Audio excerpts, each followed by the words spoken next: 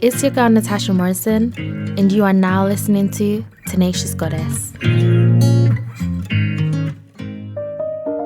Okay, so in today's episode, I really wanted to talk about the rise of women embracing femininity and also the stigma that's attached or associated with being feminine and the difference between femininity and hypergamy. I was talking to a friend about feminine energy and this feminine journey, and she seemed somewhat interested, but then she added that, oh, the hypergamous woman, that is what femininity is.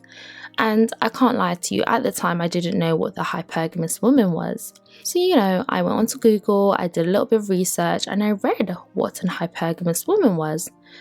And I was very surprised that she was associating femininity with hypergamy. I then went onto YouTube and saw a ton of videos about women talking about femininity and the hypergamous woman, and they are two different things. In my mind, they're two different things. To me, they are two different things. And I really just want to discuss that. If you don't know what hypergamy is, let me tell you guys what it is. Alright, so the definition of hypergamy is the action of marrying or forming a sexual relationship with a person of a superior sociological, economical, or educational background. So, when I think about hypergamy, the first thing that came to my mind was relationships such as sugar daddies and sugar babies. When you think about sugar daddies and sugar babies relationship, those relationships are about mutual exchange. It's about, I'm going to offer you my time and my services for money, for gifts, for holidays, for whatever it is that you come to an arrangement about. So for me, I would think of someone who indulges in sugar daddies or sugar babies, that lifestyle. You are a hypergamous woman. You're seeking a man who is able to provide something that you don't have, whether that's finances, company, whatever it may be. And I mean, there's nothing wrong with it. I ain't out here judging anyone, so do you, boo. The next thing I think about is generational wealth. And you might be thinking, generational wealth? How? How is that associated with a hypergamous woman? What you guys have to remember when it comes to generational wealth, a lot of times rich people are very particular about who their children marry, who their children bring home, especially when this is generational wealth. They've been having their money for years and years and years and years. They do not want their son or their daughter marrying any and anyone. From their kids are born, their kids have a suitor. They make sure that they have their high friends as well, their rich friends as well, and they make sure that their kids play together, their kids grow up around each other, their kids probably go to the same school or boarding schools, or their kids form best friend types of relationship from a young age. This is their parents grooming them because their parents want them to fall in love so that they can marry and that wealth can live on, and also that two wealthy families can come together and be even more wealthy, have more riches. So when I think of the hypergamous woman, I do think about generational wealth because it's grooming, it's making sure your kids marry for money. And a lot of the times, I mean, your kid, your child, you won't know that this is happening, but what tends to happen is they do end up marrying people within their social classes. Another type of woman that I think about when I think about the hypergamous woman is a woman who purposely seeks out wealthy men. She aims to be a trophy wife. She needs to be saved. She wants a better life for herself. She's decided that where I am right now, I do not want to be here. I want to marry up. I want to marry a man who's going to look after me and take care of me. And I'm beautiful, so I will attract him by using my looks. When I think about this type of woman, the person that comes to mind, if you guys have ever watched The Real Housewives of Potomac, someone like Karen, and I love Karen, but Karen is a hypergamous woman.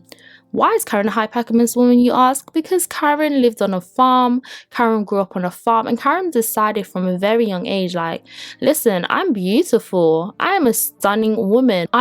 She did not want to spend her days shoveling manure, gardening, and milking cows. That wasn't in her portion. So Karen decided to leave the little small town that she was in. She moved to Washington or wherever it was. She made sure that she dressed the part, she talked the part, she went to the right places. And what happened? She met her husband, and her husband was a wealthy man. She now lives in this beautiful house. She's now on this amazing reality TV show, and she's now making her own money. But for a long time before that, she was the trophy wife.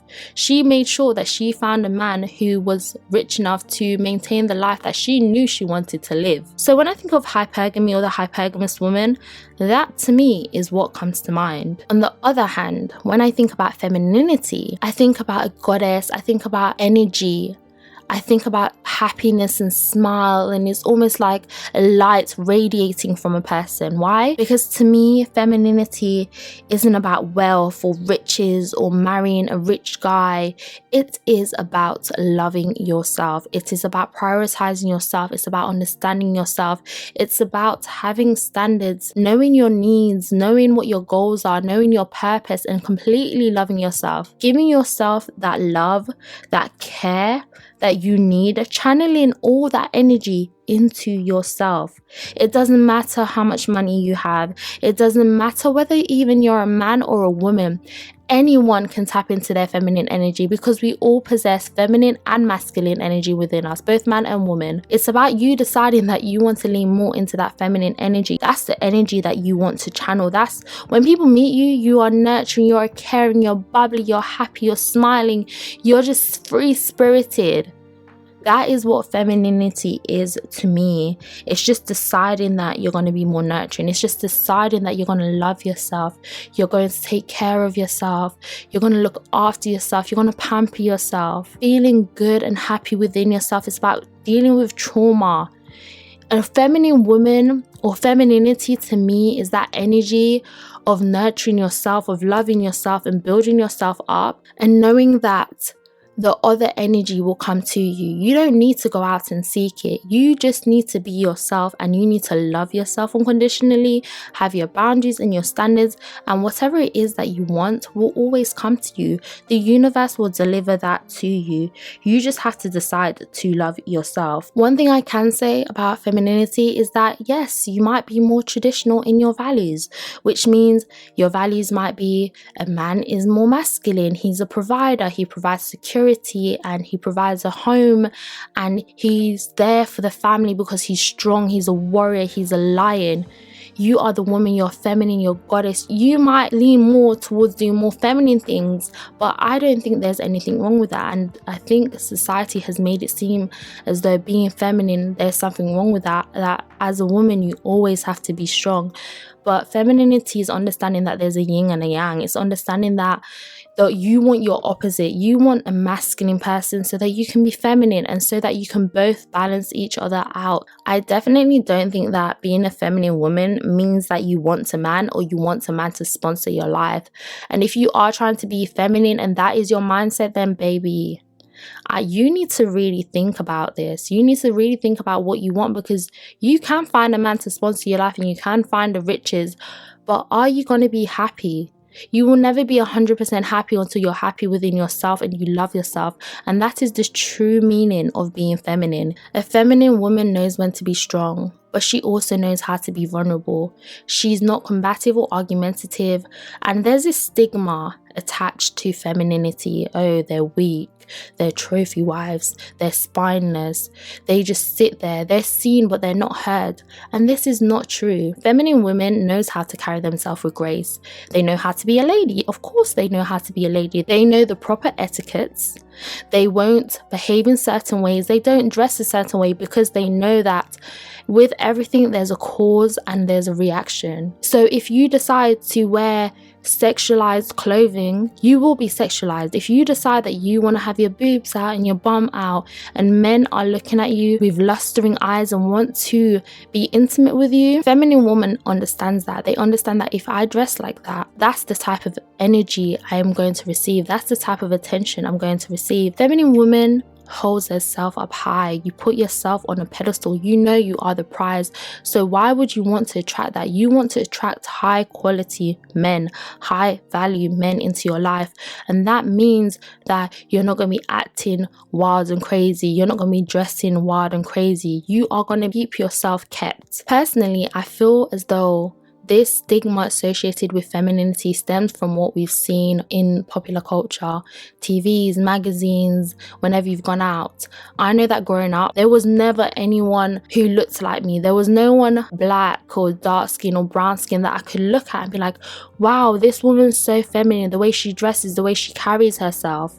We didn't have Instagram, and there wasn't that representation. When you think about the housewives or the footballers' wives and all these shows or movies, Gossip Girl, there was never a black person. I was never represented. You was never represented. We were never represented. So we weren't ever seen to be feminine. And as black women, we always have to be strong, and we always have to, maybe be single parents, and you have to be strong. So over time, I feel as though this stigma attached with femininity has come from the lack of representation of black people, of black culture. So when we think about femininity, you think about the bougie, the stuck-up women, the women who just talks properly, and they go to Ascots and wear hats, and they go to afternoon teas and go to these fancy hotels and sip champagne all day, and they're housewives that watch Good Morning TV or gardening TV shows,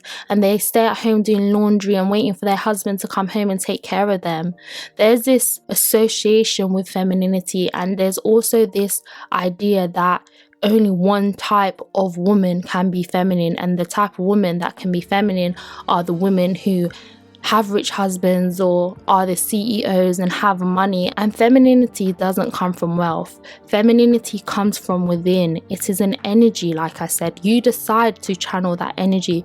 You decide to tap into that energy that you want to be more feminine. Alright, so that kind of summarizes this episode today, just talking about the differences between hypergamy and femininity, and also the stigma associated with femininity. If you guys have any more feedback, please head over to my blog, which is www.tenaciousgoddess.com.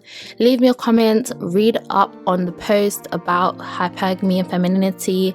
Let me know what you guys think. Please also don't forget to follow me on Instagram, and my Instagram is Tenacious Goddess. And until my next episode, I will talk to you guys then. Take care and stay blessed.